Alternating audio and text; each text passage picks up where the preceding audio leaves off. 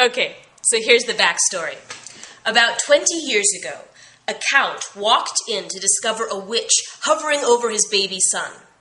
Well, the baby got sick, so the count, in his anger, sentenced the witch to be burned at the stake. But the witch's daughter wanted revenge, so she decided to throw the count's baby into the same fire. But she threw her own baby into the fire by mistake. Kind of a big mistake. So she took the count's son and raised him as her own son in the camp with the gypsies. Now, fast forward 20 years. The old count has died, but the new count, his son, has grown up believing that his baby brother was killed in that fire, and he still wants revenge on that witch.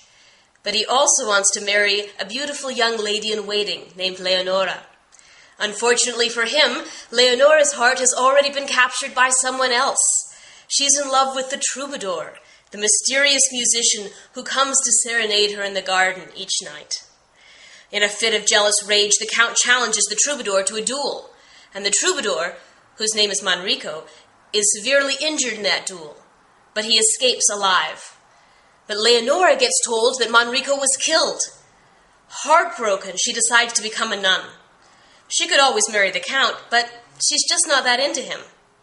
But right before she can take her vows as a nun, Manrico shows up and sings, "Hey, I'm not really dead," or something to that effect. And so happily, Leonora and Manrico go off to elope. But just before they can get married, they get the news that Manrico's mother has been captured by the Count. Who's Manrico's mother? Well, she happens to be a witch. Which witch? The witch. That's right. She's the witch who threw the baby into the fire, which means Manrico is not really her son. He's the Count's long-lost brother.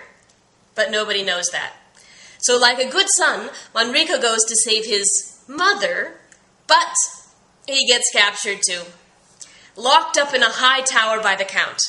So now it's up to Leonora to save the day. But she has only one option.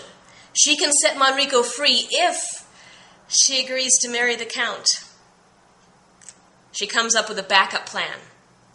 Leonora fills her ring with poison, and then she sneaks into the castle late at night, and then, to find out how the story ends, you'll just have to come and see the show.